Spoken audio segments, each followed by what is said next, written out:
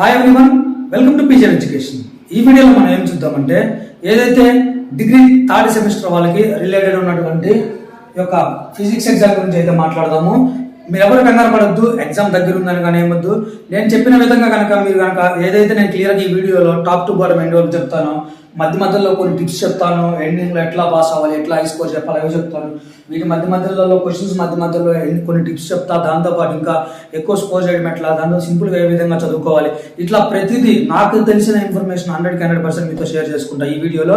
ఇంకా వీడియో కనుక స్టార్ట్ చేసినట్లయితే ఈ యొక్క డిగ్రీ థర్డ్ సెమిస్టర్ ఉన్నటువంటి ఫిజిక్స్ హీట్ అండ్ థర్మోడైనమిక్స్, ఈ యొక్క హీట్ అండ్ థర్మోడైనమిక్స్ అనే సబ్జెక్ట్ ఏ విధంగా పాస్ కావాలి, ఇంపార్టెంట్ క్వశ్చన్స్ ఏమేంటివి, కేవలం నేనైతే చాలా తక్కువ క్వశ్చన్స్ చెప్తాను. 100 to 100% ఫస్ట్ నేను చెప్పిన క్వశ్చన్స్ అన్ని మీరు కంప్లీట్ చేసిన తర్వాత ఆఫ్టర్ దట్ మీరు ఇంకా ఏమైనా చదువుకోవాలంటే టైం ఉంటే మీరు నెక్స్ట్ వాటికి అయితే ప్రయారిటీ అయితే ఇవ్వండి. నేను చెప్పింది కనుక మీరు ఖచ్చితంగా కనుక ఫాలో అయినట్లయితే విదిన్ 6 to 7 అవర్స్లో మొత్తం ఉన్నటువంటి సిలబస్ మొత్తం అయితే మీరు కంప్లీట్ అయితే చేసుకోవచ్చు. డామ్ షూర్గా చెప్తున్నాను నేను. అది ఇంకా వీడియో కనుక ఫస్ట్ అయినట్లయితే ఇంకా మన ఇంపార్టెంట్ క్వశ్చన్స్, వీటిలో ఉన్నటువంటి ఇంపార్టెంట్ క్వశ్చన్స్ ఏంటంటే వెరీ చాలా తక్కువ, మొత్తం టాప్ టు బాటమ్ వరకు ఒక 10 నుంచి 12 క్వశ్చన్స్ అయితే తీసుకొని మీకు ఎక్స్ప్లెయిన్ చేయడం అయితే జరుగుతుంది. ఈ 10 నుంచి 12 క్వశ్చన్స్ ఏదైతే నేను మీకు ఎక్స్ప్లెయిన్ చేస్తాను అవి కనుక చదువుకుంటే చాలు, పాస్ అవుతారు. పాస్ కాదు, పాస్ ఏదో జస్ట్ ఫార్మాలిటీకి పాస్ అని చెప్తుంటాం, కానీ నియర్లీ 50 to 60 మార్క్స్ అయితే మీరు గెయిన్ చేసుకోవడానికి అయితే 100 to 200% నేనైతే మీకు గ్యారంటీ అయితే ఇస్తాను. అది ఇంకా ఫస్ట్ క్వశ్చన్ మనం చూసుకున్నట్లయితే కంపల్సరీగా నేర్చుకోవాల్సిన వీటిలో నేను చెప్పిన క్వశ్చన్స్ ఏ ఒక్కటి కూడా సింగిల్ క్వశ్చన్ కూడా మీరు వదిలిపెట్టొద్దు. నేను ఏ క్వశ్చన్స్ అయితే చెప్పానో, ఏవైతే మీకు ఎక్స్ప్లెయిన్ చేస్తున్నానో ప్రతిదీ ఏ క్వశ్చన్ మళ్ళీ వీటిలో కొన్ని చదువుకుంటే కొన్ని స్కిప్ చేస్తే ఈ ఆలోచనలన్నీ మనకు వస్తాయి. సో అందుకని ముందే చెప్తున్నాను, ప్రతి క్వశ్చన్ కూడా మనకి మామూలుగా అయితే ఒక డిగ్రీ ఫిజిక్స్ లో కానీ దేంట్లో అయినా ప్రతి ఒక్క యూనిట్ లో అన్ని క్వశ్చన్స్ చదవాలంటే మనకు ఓవరాల్ గా 60 to 70 క్వశ్చన్స్ అయితే ఉంటాయి. అవన్నీ మనం చదవలేము, మనకు చదివిన మైండ్లోకి ఎక్కువ ఎక్కినా 100% మనం అటెంప్ట్ చేయలేము.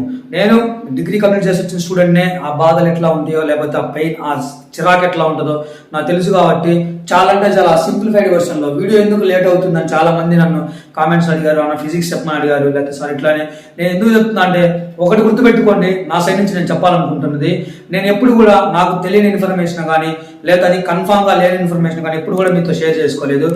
ఇప్పటికీ మీరు చూసుకున్నట్లయితే నా ప్రీవియస్ కామెంట్స్ లోకి వెళ్ళి కనుక వీడియోస్ లో చూసుకున్నట్లయితే 100కి 80% మెంబర్స్ కామెంట్స్ ఏముంటాయన్నా మీరు చెప్పిన క్వశ్చన్సే వస్తున్నాయి అన్న, లేకపోతే మీరు చెప్పిన క్వశ్చన్సే ఆల్మోస్ట్ 80% 90% దిగుతున్నాయి సార్ అని చెప్తారు.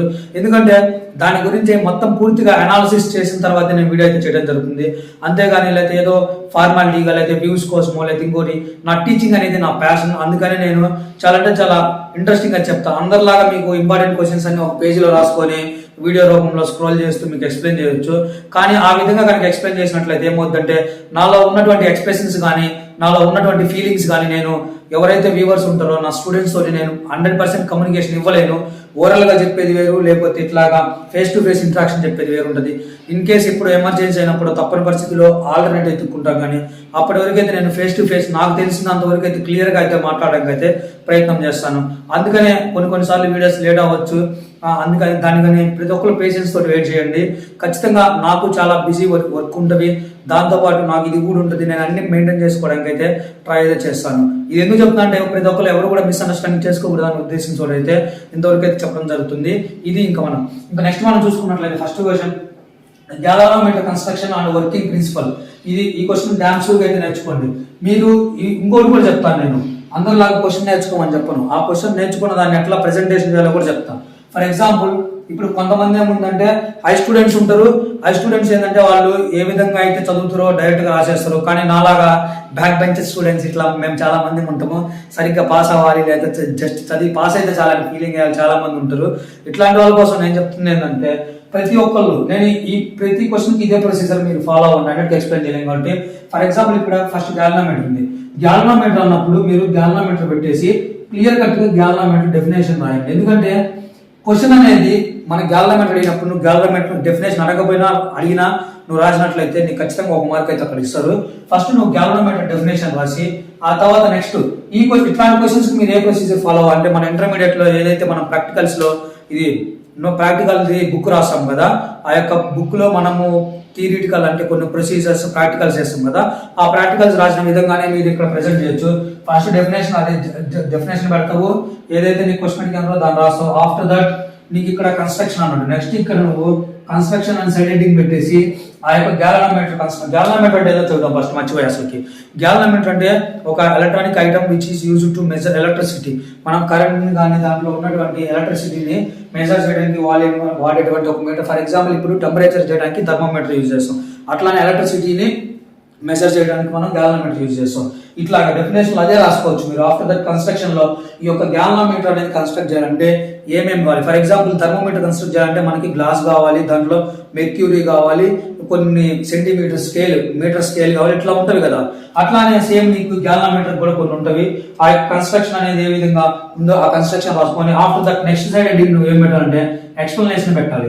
ఎక్స్ప్లెనేషన్ పెట్టేసి అప్పుడు నువ్వు దాంట్లో ఉన్నటువంటి వర్కింగ్ కానీ ప్రిన్సిపల్స్ కానీ అన్ని ఎక్స్ప్లెనేషన్ పార్ట్ లో క్లియర్ కట్ గా నువ్వు ఎక్స్ప్లెయిన్ చేసుకుంటూ వెళ్ళిపోయి అట్ ద ఎండ్ ఆఫ్ లో కన్క్లూజన్ పాయింట్ ఆఫ్ లో నీ ఓన్ గా నీ సొంతంగా ఏదైతే ఆ క్వశ్చన్ నుంచి నీకు మొత్తం ఏదనిపించింది అది 3 to 4 లైన్స్ రాసినట్లయితే నీకు కంప్లీట్ గా క్లియర్ క్వశ్చన్ అవుతుంది. దాంతో పాటు నువ్వు ఈ ప్రొసీజర్ కనుక ఫాలో అయ్యి రాస్తే ఎగ్జామినర్ ఎవరైతే వాల్యుయేషన్ చేస్తారో వాళ్ళకి చూసినామంటే ఫస్ట్ ఇంప్రెషన్ కలుగుతుంది. దాంతో పాటు నీకు ఒకటేసి దగ్గర 1.5 వేస్తారు, 2 వేసి దగ్గర 3 మార్క్స్ చేస్తారు. అట్లా ఓవరాల్ గా 5 to 6 మార్క్స్ అయితే నీకు రావాల్సిన స్కోర్ కన్నా ఎక్కువైతే వస్తుంది. అది అట్లా కాకుండా నువ్వు ఏదో డైరెక్ట్ గా పారాగ్రాఫ్స్ రాసుకుంటూ వెళ్ళిపోతే ఏంటంటే మార్క్స్ వేస్తారు ఏ కానట్లా, కానీ కొంచెం తక్కువ మార్క్స్ అయితే పడుతుంది. అది అర్థమైంది కదా. ఫస్ట్ క్వశ్చన్ అయితే అది. ఆఫ్టర్ దట్ ఫటాఫట్ నెక్స్ట్ మొత్తం చూసుకున్నట్లయితే దీంట్లో మీకు చాలా ఇన్డెప్త్ అనాలిసిస్ అయితే ప్రొవైడ్ చేయాలనుకుంటున్నాను. సో ఫాస్ట్ గా చెప్తా. సెకండ్ క్వశ్చన్ చూసుకున్నట్లయితే Maxwell equation and applications and examples and problem. ఒకటి గుర్తుపెట్టుకోండి, ఈ ఫిజిక్స్ కానీ మ్యాథ్స్ కానీ వీటిలలో మీరు ప్రతి ఒక్కరు ఏం చేయాలంటే, చాలా మంది ఎందుకు వీటిలలో ఫెయిల్ అవుతారంటే, ఫర్ ఎగ్జాంపుల్ ఇప్పుడు మ్యాక్స్వెల్ ఈక్వేషన్ ఉంది అన్నప్పుడు వాళ్ళు స్టూడెంట్ ఏం చేస్తారంటే మ్యాక్స్వెల్ ఈక్వేషన్ అనేది ఒక్కటి నేర్చుకోవడానికి ప్రయత్నిస్తాడు, కానీ ఆ మ్యాక్స్వెల్ ఈక్వేషన్ నేర్చుకొని దానికి ఉన్నటువంటి అప్లికేషన్స్ నేర్చుకోడు, దానికి కొన్ని రిలేటెడ్ ప్రాబ్లమ్స్ ఉంటాయి, ఆ ప్రాబ్లమ్స్ కూడా నేర్చుకోడు. నీకు క్వశ్చన్ ఎగ్జామినర్ ఏ విధంగా అడుగుతుంటే ఓన్లీ మ్యాక్స్వెల్ ఈక్వేషన్ ఒకటే రాయమని అంటారు. రైట్ డిఫరెంట్ మ్యాక్స్వెల్ ఈక్వేషన్ లేదా state and prove Maxwell equation with examples అంటారు. లేదా వాళ్ళే కొన్ని ఒక కింద ఒక ప్రాబ్లం ఇచ్చి దాన్ని సాల్వ్ చేయమంటారు. అప్పుడు హాఫ్ మార్క్స్ ఉంటాయి. సో ప్రతి ఒక్కరికి నేను చెప్తుంది ఏంటంటే, ఎవరైనా మ్యాథ్స్ స్టూడెంట్స్ కానీ ఫిజిక్స్ స్టూడెంట్స్ కానీ ఎవరైనా ఇట్లా క్వశ్చన్స్ అడిగినప్పుడు మీరు ఫస్ట్ మీరు థియరీ నేర్చుకోవడానికి ప్రయత్నం చేయండి. నేను ఫస్ట్ నుంచి కూడా ఇదే చెప్తాను. ఈ యొక్క మ్యాక్స్వెల్ ఈక్వేషన్ అన్నప్పుడు మ్యాక్స్వెల్ ఈక్వేషన్ నేర్చుకొని దాని యొక్క అప్లికేషన్స్, దాంతో పాటు ఆ యొక్క ఎగ్జాంపుల్స్, ప్రాబ్లమ్స్ ఏమేమి ఉన్నాయి అనేది క్లియర్ గా అయితే మొత్తం మనం నేర్చుకోవడానికి ప్రయత్నించినట్లయితే అప్పుడు క్వశ్చన్ అనే వాళ్ళు ఎగ్జామినర్ క్వశ్చన్ నీకు ఏ విధంగా అడిగినా నువ్వు ఓన్ గా నీకు ఆన్సర్ చేయడానికి అయితే అవకాశం ఉంటుంది. సో అది దీని మీద ఉన్నటువంటి ప్రాబ్లమ్స్ అట్లానే క్వశ్చన్స్ మొత్తం అయితే ఒకసారి అయితే చూసుకోండి. After that very very important, చాలా మంది మీకు ఎక్కడ చెప్పల క్వశ్చన్స్ ఇది ఖచ్చితంగా వస్తుంది. కార్నాట్ ఇంజన్ మనం ఏదైతే ఇంటర్మీడియట్ లో కూడా ఆల్రెడీ చదువుకున్నాం, అది కార్నాట్ ఇంజన్. దీనికి కూడా సేమ్ ఇదే procedure. Definition Carnot engine, next construction Carnot engine, లేకపోతే వర్కింగ్ అండ్ అప్లికేషన్స్ ఎగ్జాంపుల్ లో కార్నాట్ ఇంజన్. ఈ యొక్క దీని గురించి రాసిన తర్వాత ప్రాబ్లమ్స్ అంటే ఏంటంటే ఆ కార్నాట్ ఇంజన్ కి రిలేటెడ్ గా కొన్ని ప్రాబ్లమ్స్ అయితే ఉంటాయి, 2 or 3 ప్రాబ్లమ్స్ అయితే ఆ యొక్క ప్రాబ్లమ్స్ అయితే మీరైతే సాల్వ్ చేయడానికి అయితే ప్రయత్నం చేయండి. అది ఇంతవరకు అయిపోతే థర్డ్ క్వశ్చన్ అయిపోతుంది. Next very very important fourth question, Gauss's law. ఈ యొక్క గాసెస్ థీరం అనేది చాలా అంటే చాలా ఇంపార్టెంట్. ఈ యొక్క గాసెస్ లా కూడా నువ్వు ఉన్నట్టునట్టయితే నేర్చుకోవడానికి అయితే ప్రయత్నం చేయండి. అంటే నేనేం చెప్తున్నా అంటే ఒకటి గుర్తుపెట్టుకోండి, స్టూడెంట్ అనే వాళ్ళు మనం ఎక్కడ సొంతగా రాయాలి, ఎక్కడ మెటీరియల్ ఫాలో అవ్వాలి అర్థం చేసుకోవాలి. అది కనుక అర్థమైతే నువ్వు ఎంతలా తోపు సబ్జెక్ట్ అయినా కూడా నువ్వు సింపుల్ గా అయితే నువ్వు నీ చేతుల్లోకి అయితే తెచ్చుకోవడానికి అయితే నీకు ఛాన్సెస్ ఉంటుంది. ఎందుకంటే ఫర్ ఎగ్జాంపుల్ ఇప్పుడు నీకు ఇక్కడ గాసెస్ లా అన్నప్పుడు ఆ గాసెస్ అనే అతను ఒక థియరం చెప్పినప్పుడు నువ్వు చెప్పినా, నేను చెప్పినా, టీచర్ చెప్పినా, లేకపోతే మన ప్రొఫెసర్ చెప్పినా, లెక్చరర్ చెప్పినా, ఎవరు చెప్పినా ఆ గాసెస్ థియరం డెఫినేషన్ సేమ్ ఉంటుంది. ఆ డెఫినేషన్ అనేది ఆ ఉన్నది రాయాలి, కానీ ఆ డెఫినేషన్ మన ఓన్ గా రాసుకోవడానికి ఉండదు. అట్లా కాకుండా ఇప్పుడు ఇక్కడ కింద మీకు ఒక క్వశ్చన్ ఇక్కడ ఏంటంటే ఓజోన్ లేయర్ అని ఒక చోట ఉంది. ఐ థింక్ ఇక్కడ ఈ ఓజోన్ లేయర్ ఉన్నప్పుడు అప్పుడు నువ్వు ఓన్ గా రాసుకోవచ్చు. ఓజోన్ లేయర్ అనేది అది జనరల్ టాపిక్ కాబట్టి నువ్వు ఓజోన్ లేయర్ ని నీకు నచ్చిన విధంగా ఒక క్లియర్ కట్ ఐడియా డెఫినేషన్ వచ్చేటట్టు నీ ఓన్ ఎట్లయినా డిఫైన్ చేసుకోవచ్చు. సో ఈ కీ పాయింట్స్ మీరు తెలుసుకోవాలి. అది ఇంకా నెక్స్ట్ ఆఫ్టర్ దట్ చూసుకున్నట్లయితే వెరీ వెరీ ఇంపార్టెంట్. ఇది మీకు షార్ట్ ఆన్సర్స్ అయినా లాంగ్స్ అయినా కవర్ కావడానికి ఉపయోగపడుతుంది. అదే second law of thermodynamics, state and prove. దాన్ని డెఫినేషన్ రాయాలి, దాంతో పాటు దాన్ని కొన్ని ప్రూవ్ చేయమంటే ప్రూవ్ చేయాలి, లేకపోతేనేమో ఎక్స్ప్లెయిన్ చేయాలి. Just second law of thermodynamics అంటే అసలు ఆ యొక్క లాస్ ఆఫ్ థర్మోడైనమిక్స్ దాంట్లో ఈ సెకండ్ లా గురించి అయితే మనం అయితే ఎక్స్ప్లెయిన్ అయితే చేయాల్సి ఉంటుంది. అది ఇంకొక విషయం డైరెక్ట్ గా చెప్పుకుంటా, ఈ రిమైనింగ్ క్వశ్చన్స్ మళ్ళీ మాట్లాడతాను. వీటితో పాటు ప్రతి ఒక్క స్టూడెంట్స్, ఎందుకంటే నాకు తెలుసు స్టూడెంట్ ని ఏ విధంగా ఎక్స్ప్లెయిన్ చేయాలంటే ఒకేసారి లాగి పట్టుకొని మనం పాఠం చెప్తే వినడు, మధ్య మధ్యలో ఫన్నీ చెప్పాలి, జోక్స్ చెప్పాలి. సో అందుకని కదా మనకి ఎక్కువ టైం లేదు కాబట్టి, ఎగ్జామ్స్ మూమెంట్ కాబట్టి అంత టైం లేదు. కానీ నేను ఇప్పుడు ఇవి రిమైనింగ్ కంటిన్యూ చేసే ముందు ఒక చిన్న ఇంపార్టెంట్ విషయం మాట్లాడతాను. అదేంటంటే ఎవరైతే ఈ యొక్క degree third sem physics exam రాయబోతారో ప్రతి ఒక్క స్టూడెంట్స్ ఇక్కడ ఏదైతే రెడ్ మార్కులు రాశానో బేసిక్ ఐడియా తెచ్చుకోండి. ఇవి మీకు ఎగ్జామ్ లో వస్తాయా రావా, ఉపయోగపడతాయా ఉపయోగపడవా అన్నది పక్కన పెట్టేసి ఫస్ట్ మీరు ఎనర్జీ అంటే ఏంది, ఎనర్జీ డెఫినేషన్ చూసుకోండి. Definition it is hot body which transfer from hot body to cold body. అది సింపుల్ గా అట్లాగా. లేదా కెల్విన్స్ అంటే ఎక్కడ యూజ్ చేస్తాం, టెంపరేచర్ లో జోల్స్ ఎక్కడ యూజ్ చేస్తాం, ఎనర్జీ మెజర్. అట్లానే ఫారెన్హీట్ ఎక్కడ యూజ్ చేస్తాం, లేదా డిగ్రీ సెల్సియస్ ఎక్కడ యూజ్ చేస్తాం. ఇవన్నీ టెంపరేచర్ కొలవడానికి వాడేటువంటి ఇది పారామీటర్స్. ఆఫ్టర్ దట్ ఎంట్రోపీ అంటే ఏంది, విస్కాసిటీ అంటే ఏంది, ఇవి ఖచ్చితంగా నీకు ఎక్కడో షార్ట్ ఆన్సర్స్ లో ఉపయోగపడతాయి. లేదా పైరోనోమీటర్ అంటే ఏం లేదు, సన్లైట్ ద్వారా వచ్చేటువంటి రేస్ ని ఎలక్ట్రిసిటీ కన్వర్ట్ చేస్తుంది. దాన్ని ఎంత వస్తుంది ఏందని మెజర్మెంట్ చేయడానికి వాడేటువంటిది ఈ యొక్క pyranometer. After that next black radiation అంటే మనం వాడేటువంటి ఎలక్ట్రికల్ ఐటమ్స్ ద్వారా వచ్చేటువంటి heat. Radiation is nothing but heat వేరు, ఈక్వల్ టు హీట్ వేరు. హీట్ డెఫినేషన్ ఎగ్జాక్ట్ డెఫినేషన్ వేరు ఉంటుంది, రేడియేషన్ వేరు ఉంటుంది. Nothing but heat. ఇట్లా బ్లాక్ రేడియేషన్ అంటే ఏంది, ఈ కీ పాయింట్స్ తెలుసుకున్నప్పుడు మీకు ఏమవుతుందంటే ఖచ్చితంగా వీటిలలో మీకు ఎక్కడో ఒక చోట ఇప్పుడు ఇక్కడ జోల్ థామసన్ ఎఫెక్ట్ అడిగారు నెక్స్ట్ మాట్లాడబోయే క్వశ్చన్ ముందు. ఈ యొక్క జోల్ థామసన్ ఎఫెక్ట్ మీకు తెలియకపోయినా కూడా జోల్స్ అంటే ఐడియా ఉంటుంది. అట్లీస్ట్ మీరు అసలు క్వశ్చన్ లీవ్ చేయకుండా దానికి ఏదో ఒకటి మీ ఓన్ గా ప్రెజెంట్ చేయడానికి అవకాశం ఉంటుంది. ఈ కీ పాయింట్స్ తెలుసుకున్నప్పుడు ఏ సబ్జెక్ట్ అని ఇదే విధంగా ఫాలో అవ్వండి. ఎందుకంటే ఇప్పుడు నీ కీ పాయింట్స్ తెలిసినప్పుడు ఏమవుతుందంటే నీకు అసలు ఆ క్వశ్చన్ వదిలేకుండా ఏదో ఒకటి రాసినప్పుడు నీకు అట్లీస్ట్ 0 వేసే కాడ 2 or 3 మార్క్స్ అని వేస్తారు. కాబట్టి నీకు పాస్ అవడానికి నీకు ఛాన్సెస్ ఎక్కువ ఉంటాయి. సో అందుకని చెప్పేసి కీ పాయింట్స్ మనం ఎగ్జామ్ రాస్తున్నామంటే ఎగ్జామ్ కోసమే కాదు, సబ్జెక్ట్ కూడా మనం నేర్చుకోవాలి. కాబట్టి అది దృష్టిలో ఉంచుకొని ఈ కీ పాయింట్స్ మొత్తం డెఫినేషన్స్ అయితే నేర్చుకోండి. ఆఫ్టర్ దట్ నెక్స్ట్ ఇంకా 6th ఇంపార్టెంట్ క్వశ్చన్ మాట్లాడుకున్నట్లయితే జోల్స్ కెల్విన్ ఎఫెక్ట్ అయినా అడగొచ్చు, లేకపోతే జోల్ థామసన్ ఎఫెక్ట్ అయినా అడగొచ్చు. ఏదైనా ఒకటే. దీంట్లో మీకు ఫస్ట్ ఇది ఆన్సర్ చేయాలంటే జోల్స్ కెల్విన్స్ అంటే తెలిసి ఉండాలి. సో ఆఫ్టర్ దట్ ఇంకా అది తెలుసుకున్న తర్వాత నెక్స్ట్ ఇంకా ఈ యొక్క జోల్ థామసన్ ఎఫెక్ట్ క్వశ్చన్ అనేది ఒకసారి అయితే మెటీరియల్ అయితే ఫాలో అవ్వండి. ఇంకా ఇది ఇంతవరకు లాస్ట్ మినిట్ లో ఇంకోటి గుర్తుపెట్టుకోండి. ఇక్కడ కొన్ని థియరమ్స్ ఉన్నాయి మనకి, ఈ 7th ది 8th ది ఈ 9th ది. ఏదైతే లెన్స్ లా ఒకటి, వెనిస్ థియరం ఒకటి, ఎలక్ట్రోమాగ్నెటిక్ ఇండక్షన్ ఈ థియరం ఒకటి. ఈ 3 థియరాలు ఎన్ని థియరమ్స్ ఇవి ఖచ్చితంగా నేర్చుకోండి. థియరమ్స్ డెఫినేషన్, దాంతో పాటు ప్రూఫ్, ఎక్స్ప్లెనేషన్ ఇవన్నీ ఎట్లా ఉంటే అట్లా థియరమ్స్ యాజిటీస్ అయితే నేర్చుకోవడానికి అయితే ప్రయత్నం అయితే చేయండి. థియరమ్స్ కనుక మీరు యాజిటీస్ రాసినట్లయితే ఫర్ ఎగ్జాంపుల్ ఇప్పుడు మీకు ఇక్కడ ఓజోన్ లేయర్ అనే క్వశ్చన్లు ఇచ్చిందంటే ఖచ్చితంగా వస్తుంది. ఇది షార్ట్స్ లో ఎక్కడో చోట ఓజోన్ లేయర్ క్వశ్చన్ అడిగినట్లు నువ్వు దానికి ఎంత ఆన్సర్ చేసినా 5 మార్క్స్ అయితే 4.5 వేస్తారు. లేకపోతే 10 అయితేనేమో ఎంత ఆన్సర్ చేసినా 9, 8.5 అట్లా వేస్తారు. ఎందుకంటే మీకు కొంచెం స్కోప్ ఎక్కువ తగ్గించడానికి నీకు అక్కడ స్కోప్ ఉంటుంది వాళ్ళకి. అట్లా కాకుండా నువ్వు ఈ థియరమ్స్ లోకి వచ్చేసరికి 100% నీ సైడ్ ఏ మిస్టేక్ లేకుండా కనుక నువ్వు కనుక రాయగలిగినట్లయితే అవుట్ వేస్తారు. 5 అయితే 5, 10 అయితే 10 అవుట్ ఆఫ్ మార్క్స్ నీకు వేయడానికి అయితే అవకాశం ఉంటుంది. సో అందుకని చెప్పేసి ప్రతి ఒక్కరు థియరమ్స్ మీద ఫుల్ అయితే కాన్సన్ట్రేషన్ అయితే పెట్టండి. అది ఇంకా after that very important key point ఏంటంటే ప్రీవియస్ ఇయర్ ప్రాబ్లమ్స్ అంటే మోడల్ పేపర్స్ కానీ ప్రీవియస్ ఇయర్ పేపర్స్ ఉంటాయి కదా, దాంట్లో 1 or 2 ప్రాబ్లమ్స్ అయితే అడుగుతారు మీకు క్వశ్చన్స్లలో. ఆ ప్రాబ్లమ్స్ అయితే ఒకసారి అయితే చూసుకోండి.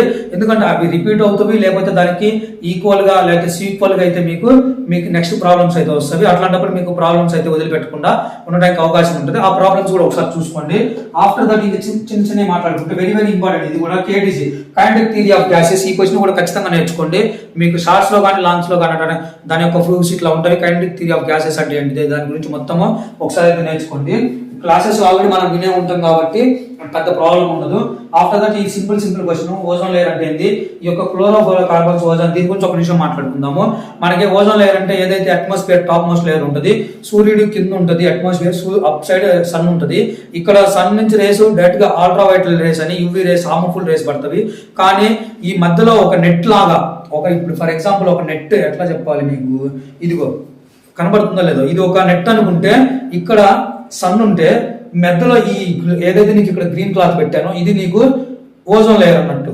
ఈ రేస్ నుంచి వచ్చే హార్మ్ఫుల్ రేస్ ఇక్కడ నుంచి పడి మనకి ఎర్త్ ఇక్కడ ఉంటుంది. ఈ ఎర్త్ మీద పడ్డప్పుడు ఏమవుతుంది అంటే దీని యొక్క కెపాసిటీ, దాని యొక్క రేడియేషన్, దాని యొక్క పవర్ అయితే తగ్గిపోయి ఫర్ ఎగ్జాంపుల్ అక్కడ 100 డిగ్రీ జస్ట్ ఎగ్జాంపుల్ చెప్తున్నా 100 డిగ్రీ సెల్సియస్ లో ఎక్కువ ఉన్నప్పుడు ఆ రేస్ దీని ద్వారా పాస్ అవ్వడం వల్ల తగ్గిపోయి మోడరేట్ అమౌంట్ లో మనకి ఆన్ ద ఎర్త్ సర్ఫేస్ మీదకి అయితే రావడం అయితే జరుగుతుంది. అప్పుడు మనకి హ్యూమన్స్ కి ఏ ఎఫెక్ట్ ఉండదు. అట్లా కాకుండా ఎప్పుడైతే ఈ యొక్క ఓజోన్ లేయర్ అనేది లేకపోతే డిప్లేషన్ అయిందో అప్పుడు నీకు ఆ యొక్క సన్ లైట్ యూవీ రేస్ అనేది డైరెక్ట్ గా పడతాయి. కాబట్టి కొత్త డిసీజెస్ ఇట్లాంటివి వస్తాయి. ఇది ఎందుకు జరుగుతుందంటే మనం వాడేటువంటి క్లోరోఫ్లోరోకార్బన్స్ గ్యాసెస్ ఏదైతే వెహికల్ నుంచి వచ్చేటువంటి పొగ వల్ల వస్తాయి కదా, అవి కానీ రిఫ్రిజిరేటర్స్, ఎయిర్ కండిషన్స్ వీటిలో నుంచి వచ్చేటువంటి కార్బన్స్ గ్యాసెస్ కానీ లేకపోతే మీథైన్ కానీ ఇట్లాంటి హార్మ్ఫుల్ గ్యాసెస్ వల్ల ఇది రిలీజ్ అవుతుంది, ఈ కండిషన్ అయితే హ్యాపెన్ అవుతుంది. సో ఇది ఒకసారి చూసుకోండి.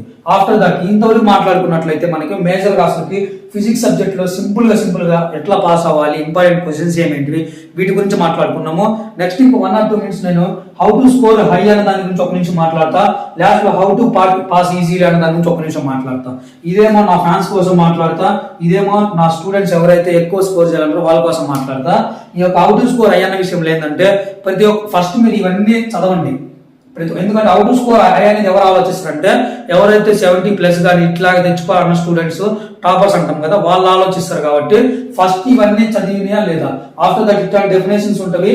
మీరు ఏం చేయాలంటే ఏది కూడా స్కిప్ చేయొద్దు. ఇవన్నీ కాదు, దీంతో పాటు ఇంకా హౌ టు స్కోర్ హై అన్న దాంట్లో ఏమేమి మాట్లాడాలంటే నేను చెప్పింది మొత్తం కాకుండా ఇంకా ప్రీవియస్ ఇయర్ పేపర్స్ లో ఏమన్నా మిస్ అయినాయి ఫస్ట్ ఇవి చదివిన తర్వాత, లేకపోతే మీ సార్ చెప్పినటువంటి వాటిల్లో ఇంపార్టెంట్ కొన్ని చెప్పుకుంటారు అవి ఇవి టాలీ అయినాయా, టాలీ అవ్వకపోతే ఏం మిస్ అయినవి అవి ఒకసారి నేర్చుకోవడానికి ప్రయత్నం చేయండి. అపార్ట్ ఫ్రమ్ దట్ ఇంకా ఎక్స్ట్రా సబ్జెక్ట్ నేర్చుకోవడానికి మీరు ప్రయత్నం చేయండి. ఎందుకంటే క్వశ్చన్ స్కిప్ చేయకుండా ఓన్ గా రాస్తారు కాబట్టి ఇట్లా చిన్న చిన్న టిప్స్ అయితే మీరు ఫాలో అయినట్లయితే ఎక్కువ మార్క్స్ అయితే వస్తాయి. ఆఫ్టర్ దట్ ఇంకా మన బ్యాచ్ కి వచ్చినట్లయితే హౌ టు పాస్ ఈజీ అన్న బ్యాచ్ కి మనం మాట్లాడుకోవాల్సి వస్తే సింపుల్ గేమ్ లేదు. నేను మీకు చెప్తుంది నేను ఏదైతే చెప్పానో వీటికి ఫస్ట్ ప్రయారిటీ ఇవ్వండి. దాంతో పాటు ఈ థియరమ్స్ చదువుకోండి నెంబర్ 1. ఆఫ్టర్ దట్ ఇక్కడ ఇచ్చినటువంటి క్వశ్చన్స్ మీరు 100% కావాలి, అట్లీస్ట్ 80% నేర్చుకోవడానికి ప్రయత్నం చేయండి.